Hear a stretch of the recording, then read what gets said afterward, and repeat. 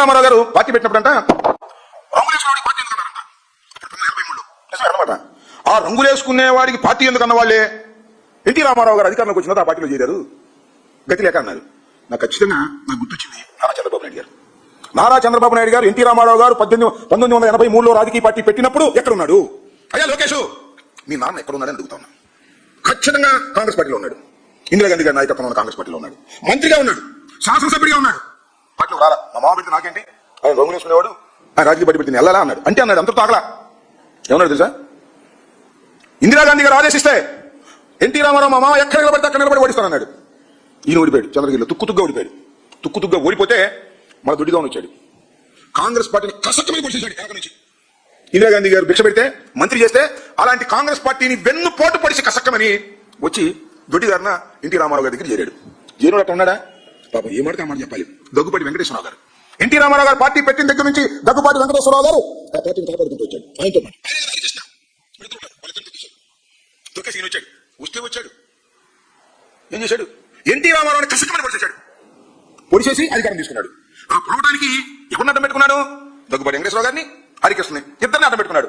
అడ్డం పెట్టుకుని తొక్కేసి ఆయన చనిపోయిన ఇద్దరిని తొక్కేసాడు. మళ్ళీ దగ్గుబాటి వెంకటేశ్వరరావు గారు శ్రీమతి రమారమణ గోవిందో చివరికైనా వైఎస్ఆర్ కాంగ్రెస్ పార్టీ కూడా చేరాడు. మీకు తొమ్మిది పురంధరేశ్వర గారు అయితే కాంగ్రెస్ పార్టీ జరిగింది. ఆ తర్వాత బీజేపీ జరిగింది. మొత్తాన్ని చంద్రబాబు చేశాడు రాజకీయం కోసం. ఎంత దుర్భాగ్యమైన రాజకీయమయ్యా? నువ్వు మమ్మల్ని కొడదంటావా? మమ్మల్ని పారంటావా? ఇంత వెన్నుపోటు రాజకీయాలు నడిపినటువంటి అనైతికమైనటువంటి రాజకీయవేత్త ఈ ప్రపంచంలో ఎవరైనా ఉన్నారు అంటే అది నారా చంద్రబాబు నాయుడు గారే. అంతేకాదు, నేను మనం చేస్తున్నా, మీకు గుర్తు చేస్తున్నా. మీకు చాలా మంది యువకులకు తెలియకపోవచ్చు, నారా చంద్రబాబు నాయుడు గారి తమ్ముడు ఆయన ఉన్నాడు, నారా రామ్మూర్తి నాయుడు గారు. ఆయన కూడా తెలుగుదేశం శాసనసభ్యుడిగా ఉన్నాడు. ఆయన ఎక్కడ వస్తాడు, ఆయన సస్పెండ్ చేసి పడేశారు. ఆయన కూడా కాంగ్రెస్ చేయాలి కొంతకాలం. ఇలాంటి నీచ రాజకీయాలు, దుర్మార్గమైన రాజకీయాలు ఆడింది మీరు. అంతేకాదు 2009లో ఇంతేనా 2019లో గుర్తులేదు చెప్తా. రాజశేఖర రెడ్డి గారి మీద పోటీ చేయడం కోసం పార్టీ పట్టు లేకపోతే జూనియర్ ఎన్టీఆర్ తీసుకొచ్చుకున్నారు. గుర్తుందా మీకు? జూనియర్ ఎన్టీఆర్ ని పాపం తిప్పడంతా తిప్పాడు. ఎన్టీ రామారావు గారు పోలికలు ఉన్నాయి కాబట్టి ఇతను మనకు ప్రమాదం లేదనుకుని తిప్పాడు. పాపం అతను యాక్సిడెంట్ అయింది, హాస్పిటల్ పాలు కూడా చాలా అనారోగ్యానికి గురయ్యాడు. తర్వాత అతను దొక్కాడు. మామూలు దొక్కుడు కాదు, ఎందుకు దొక్కాడు తెలుసా?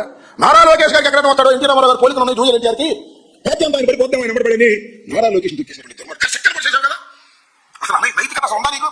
నీ బామ్మడిని, నీ బామ్మడి కొడుకుని, నీ తోడల్ని, నీ వదిన్ని, నీ తమ్ముడిని, ఇంతమందిని దారుణంగా రాజకీయంగా పొడిచేసినటువంటి వ్యక్తిని నువ్వు ఇవాళ మమ్మల్ని అంటున్నావు గొడ్డల పార్టీ, పాడ పార్టీ అని. నీకన్నా దౌర్భాగ్యమైన రాజకీయాలు నడిపినటువంటి వ్యక్తులు, అధికారం కోసం ఏ గడ్డైనా ఖర్చేటటువంటి మనస్తత్వం కలిగినటువంటి వ్యక్తులు, నిన్ను మించిన వాళ్ళు ఈ రాష్ట్రంలో, ఈ దేశంలో ఎక్కడా లేరనే విషయాన్ని దయచేసి గమనించమని కూడా ఈ సందర్భంగా నేను చెప్పదలుచుకున్నా. నువ్వు మమ్మల్ని అంటావు మైక్ ఉందని, నీకు సపోర్ట్ చేసేటటువంటి ఛానల్స్ ఉన్నాయని, పేపర్లు ఉన్నాయని. నువ్వు అనగానే పొద్దున్నే గొడ్డల పార్టీ రాసేస్తారు. ఫ్రంట్ పేజీలో 2 పేపర్లు, 3 టీవీలు, గొడ్డల పార్టీ గుర్తుపెట్టి రాసేస్తారు.